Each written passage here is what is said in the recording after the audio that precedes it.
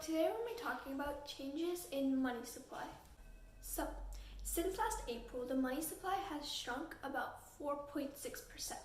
This amount of money supply shrinkage hasn't happened since 1938 to 1939.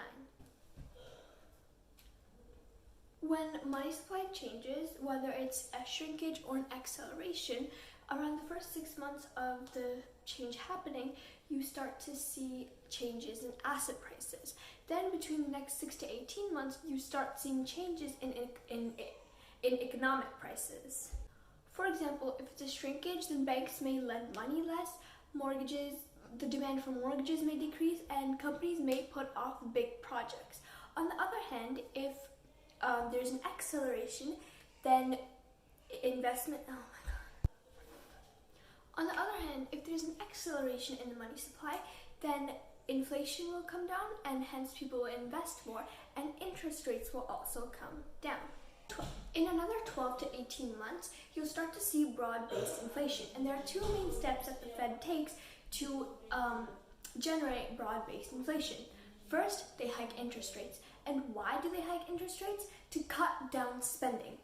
If interest rates on loans and mortgages increase, then people will not have much money left to spend.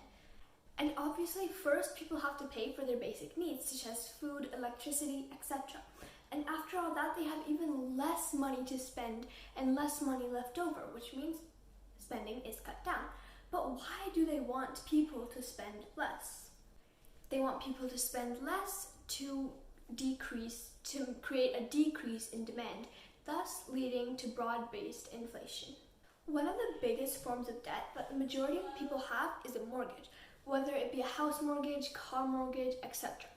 Now, if the Fed hikes rates and money gets taken away from people's pockets and goes towards paying off their mortgages.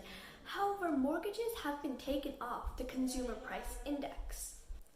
However, a hypothesis could be made that the spending that is trying to be cut down is done by people who have little to no form of debt, such as millennial, the younger generation, or even the older generation who have already paid their debt off. Currently, since the money supply peaked in July 2022, the money supply is now crashing, which will eventually lead to the economy crashing. But the Fed is completely ignoring this rapid decrease in the money supply and rather focusing on inflation.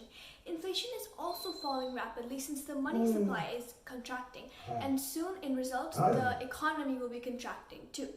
Inflation is expected to be between 2 to 5% by the end of 2023, most likely closer to the 2% mark.